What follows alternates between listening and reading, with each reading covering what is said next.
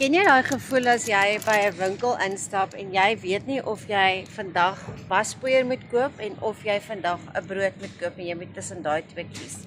As jy net te sê my naam is Alana. Ek is 'n single ma van Suid-Afrika en dit was my lewe meeste van die tyd, meeste van my lewe. Ek het 'n 9 to 5 gewerk en my maandelikse salaris kon my nooit deur die maand bring nie. En ek was moeg, ek was gatvol. My moeg was moeg geweest en ek het net vir 'n manier gesoek om 'n bietjie ekstra geld te maak en ek het letterlik al alles probeer op die internet en niks het vir my gewerk nie. Want ek is nie tech-savvy nie, ek is in my 50's. Maar toe vind ek 'n aanlyn besigheid wat vir my stap vir stap geleer het om geld te begin verdien aanlyn. Ek werk nie meer in 9 to 5 nie. Vandag is donderdag, is nie oggend.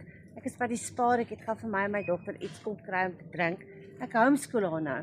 Ek hoef nie meer van haar skool af te laai nie.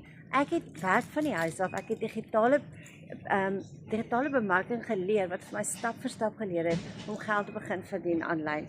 En ek verdien in dollars. En jy kan ook. Ek wil net vir jou sê, mamma of pappa, as jy goed gatvol is, dat jy nie eers weet wat jy kan koop nie, want daar's nie genoeg geld in jou bankrekening nie. Sê vir my, wys my in die comment section. Dan stuur ek vir jou 'n gratis gids om vir jou presies te wys hoe ek hierdie doen. Dit is al oor die 7.500 Suid-Afrikaners wat hierdie besigheid doen. En al wat jy nodig het, is jou foon en wifi. Jy werk van jou foon af en jy doen dit in 2 ure 'n dag. Jy doen dit, dis flexible. Jy doen dit wanneer jy kan.